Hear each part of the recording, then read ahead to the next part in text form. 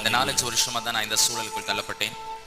ஒருவேளை பிறவியிலேயே இந்த சூழல் எனக்கு இருந்திருந்தால், பார்வையில்லாத சூழல் அந்த சூழல் எப்படி இருந்திருக்கும் என்று எனக்கு தெரியாது. 39 வருஷங்கள் இந்த பூமியில உங்களை போல நானே என்னுடைய காரை நான் டிரைவ் பண்ணுவேன். 39 வருஷமா என்னுடைய டாடா சுமோவை, அதாவது நான் உங்களை மாதிரி தான் இருந்தேன்.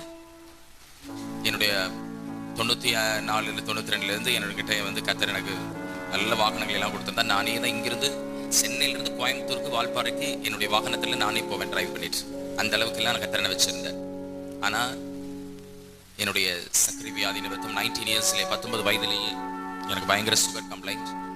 இதனுடைய காசு brought me இதனுடைய சூழல் என்னை 2 கிட்னிகளையும் போக்கடித்தது. 37 வயசுல 2 கிட்னி ஃபெயிலியர் ஆயிடுச்சு. 39 வயதில் 2 பார்வையும் இழந்தேன்.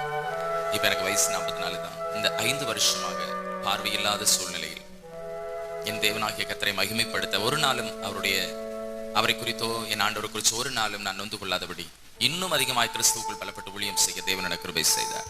ஹல்லேலூயா, ஹல்லேலூயா, ஆமென். இது எவ்வளவு பெரிய கிருபை.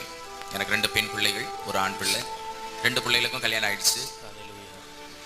என்னுடைய மூத்த மகள் வால்பாறை பொள்ளாச்சி பகுதியில் 1500 விசுவாசிகள் ஒரு சபையில் ஊழியம் செய்கிறாள். அதே போல என்னுடைய சின்ன பொண்ணு சுவிட்சர்லாண்டில் அங்கே வாழ்கிறாள். என்னுடைய மகன் கூட இருக்கிறார். இன்னும் 15 குழந்தைகளை நான் வளர்த்துக்கிறேன். இன்னும் பல ஊழியங்கள் உண்டு. இதான் என் சாட்சி. ஹல்லேலூயா. எங்களுடைய ஊழியத்தின் பாதையிலே தேவனாகிய கர்த்தர் ஒருவரே என்னை வழி நடத்துகிறார். கரங்களை தட்டி கர்த்தரை நாம் துதிப்போம்.